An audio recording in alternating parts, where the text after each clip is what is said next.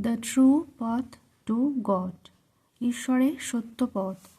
Long ago, in the rugged mountains of Tibet, to close friends set out on a secret pilgrimage in quest of god.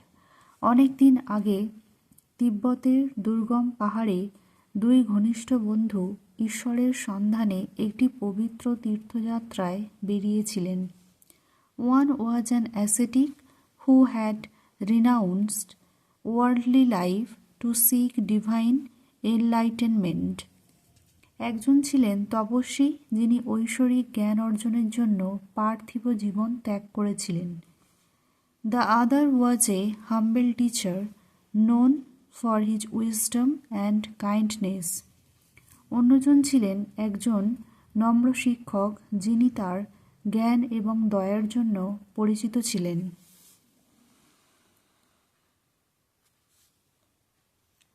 The ascetic man believed that God could only be found through meditation and visiting holy sites. তপস্বী মানুষটি বিশ্বাস করতেন যে কেবলমাত্র ধ্যান এবং পবিত্র স্থান পরিদর্শনের মাধ্যমেই ঈশ্বরকে খুঁজে পাওয়া সম্ভব। He traveled far and wide, climbing snow-capped peaks to reach ancient monasteries and bathing in sacred rivers. তিনি দূর দূরান্ত ভ্রমণ করতেন, প্রাচীন মঠগুলোতে পৌঁছানোর জন্য তুষার আবৃত চূড়ায় আরোহণ করতেন এবং পবিত্র নদীতে স্নান করতেন। Finally he settled in a remote cave high in the Himalayas.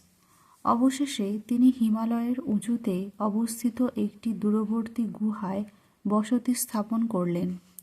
There he spent his days and nights absorbed in contemplation of God.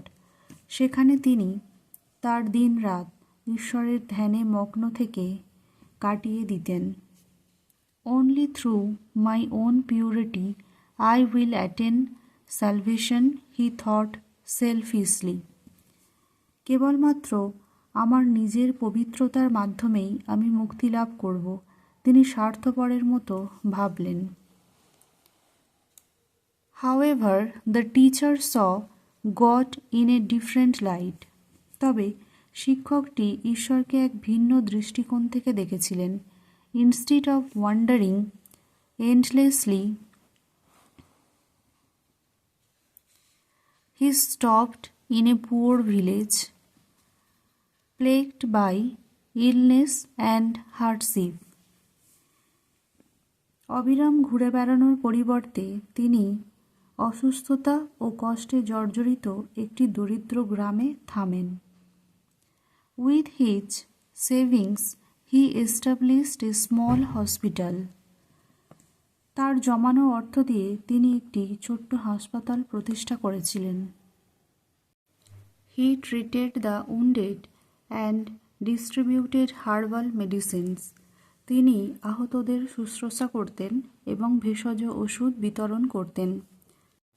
Day and night he served selflessly, finding joy in their smiles and recoveries.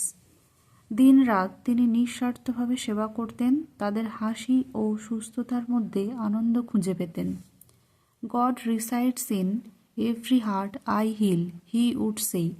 ঈশ্বর আমার নিরাময়ের প্রতিটা হৃদয়ে বাস করেন, তিনি বলতেন। Years passed, the ascetic man grew weak in his cave, haunted by doubts despite his prayers. বছর কেটে গেল, তপস্বী মানুষটি তার গুহায় দুর্বল হয়ে পড়লেন, প্রার্থনা সত্ত্বেও সন্দেহের তাড়নায় ভুগতেন। One stormy night, illness struck him too. একদিন ঝোড়ো রাতে অসুস্থতা তাকেও আক্রমণ করল। Barely able to move, he crawled down the mountain to the village near the teacher's hospital. নড়াচড়া করতে না পেরে তিনি পাহাড় বেয়ে নেমে গ্রামে চলে গেলেন শিক্ষকের হাসপাতালের কাছাকাছি। The teacher recognized his old friend and nursed him. শিক্ষকটি তার বন্ধুকে চিনতে পেরেছিলেন এবং তাকে সুস্থ করে তুলেছিলেন। As the ascetic man recovered, he asked, "How did you find God without pilgrimage or meditation?" তপস্বী মানুষটি সুস্থ হয়ে উঠে জিজ্ঞাসা করলেন, তীর্থযাত্রা বা ধ্যান ছাড়া তুমি ঈশ্বরকে কিভাবে খুঁজে পেলে? The teacher smiled and said, "God is not hidden in caves or temples."